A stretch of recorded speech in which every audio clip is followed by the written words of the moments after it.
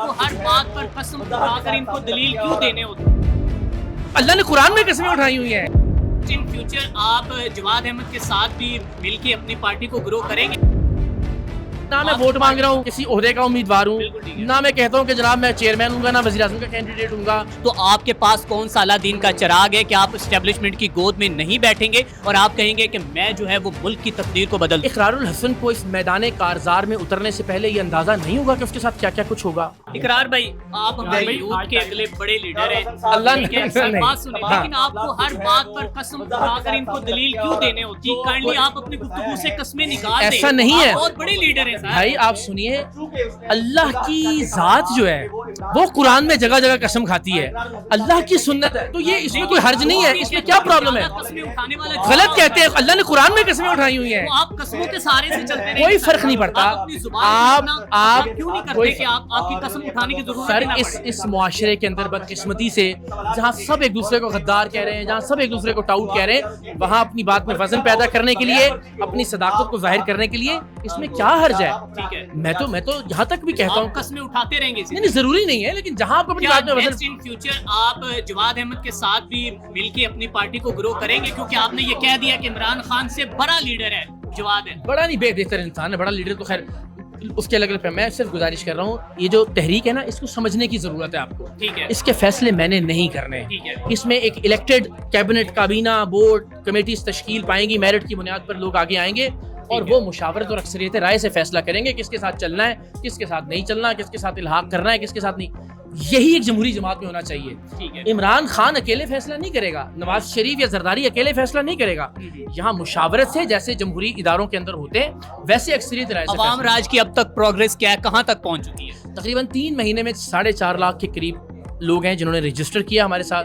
हम अगले चंद रोज के अंदर इंशाल्लाह पाकिस्तान की हर गली, हर यूनियन काउंसिल में, हर वार्ड में। पाकिस्तान में सियासी अपना सबसे बड़ा हरीफ किसको समझते हैं? नहीं, मैं तो अपने आप को तो भाई, ना मैं आप वोट मांग रहा हाँ। हूँ, ना मैं बदकिस्मती से किसी ओहदे का उम्मीदवार हूँ, बिल्कुल ठीक है। ना मैं कहता हूँ कि जनाब मैं चेयरमैन हूँ, ना वज़ीर आज़म का कैंडिडेट हूँ।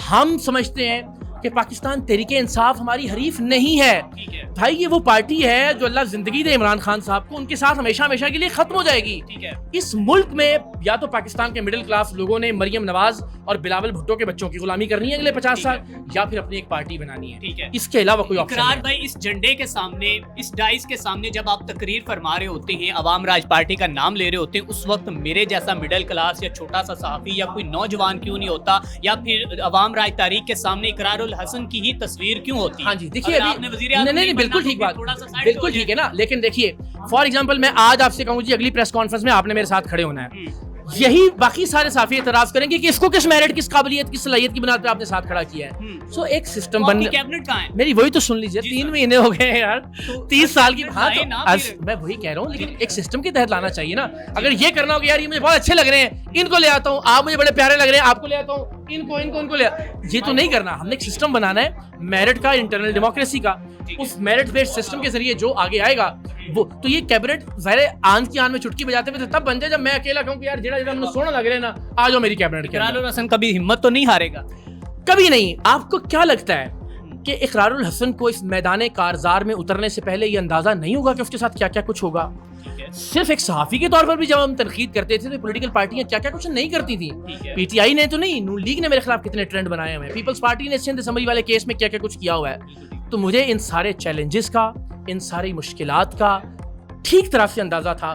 कैलकुलेट करके, सोच समझ के मैं इस मैदान में उतरा हूँ, और मैं आपको यकीन दिलाता हूँ, मेरा वजदान कहता है इंशाल्लाह इस मुल्क में मिडिल क्लास का इक़्तिदार आएगा। 78 साल से कोई भी एक ऐसा सियासी बंदा, कोई वजीर आजम, कोई शख्स दिखा दें जो एस्टेब्लिशमेंट की गोद के अंदर बैठकर पाकिस्तान की सियासत जिसने ना की हो, तो आपके पास कौन सा अला दीन का चिराग है कि आप एस्टेब्लिशमेंट की गोद में नहीं बैठेंगे और आप कहेंगे कि मैं जो है वो मुल्क की तकदीर को बदल दूं? अगर सब ने एक बदबख्ती की है तो ये उसूल तो नहीं बन गया कि चूंकि सारों ने की तो तानू भी करनी पड़ेगी।